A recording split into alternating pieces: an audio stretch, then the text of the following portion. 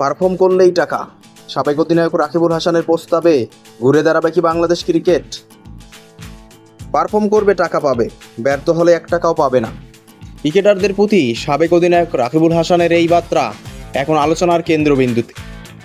আজকের এই ভিডিওতে জানবো কি বলেছেন রাকিবুল হাসান, কেন এমন প্রস্তাব, এবং সত্যিই কি এই সিস্টেম বদলানো দরকার। সাম্প্রতিক এক সাক্ষাৎকারে বাংলাদেশ দলের সাবেক অধিনায়ক রাকিবুল হাসান বলেছেন, চেষ্টা করুক বা না করুক, একজন ক্রিকেটার মাসে 8 থেকে 9 লক্ষ টাকা পাচ্ছে, এটা বন্ধ করা উচিত। তার নতুন প্রস্তাব অনুযায়ী একজন খেলোয়াড় 50 করলে পাবে 1 লক্ষ টাকা, সেঞ্চুরি করলে পাবে 5 লক্ষ টাকা, 3 উইকেট নিলেই পাবে 1 লক্ষ টাকা, অর্থাৎ পারফরমেন্স ভিত্তিক বেতন। নির্দিষ্ট কোনো বেতন দেয়া যাবে না ক্রিকেটারদের। প্রশ্ন উঠছে, শান্ত লিটন মিরাজদের মতো খেলোয়াড়রা ম্যাচের পর ম্যাচ ব্যর্থ হলেও কেন লাখ লাখ টাকা কারি টাকা পাচ্ছেন?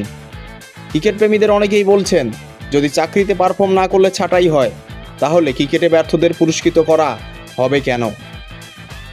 আমার মতে রাকিবুল হাসানের এই মডেল খেলোয়াড়দের ফিটনেস, মানসিকতা, দায়বদ্ধতা বাড়াবে। এই সিস্টেম চালু হলে কেউ আর শুধু নাম দিয়ে দলে থাকবে না, পারফর্ম করলেই জায়গা, না হলে টাটা বাই বাই। এখন প্রশ্ন হলো, আপনি কি রাকিবুল হাসানের সঙ্গে একমত? কমেন্টে আপনার মতামত জানান। বাংলাদেশ ক্রিকেটে যদি সত্যিকার পরিবর্তন চান, তাহলে এই ভিডিওটি অবশ্যই শেয়ার করবেন, লাইক দিবেন এবং সাবস্ক্রাইব করুন আমাদের চ্যানেলটি।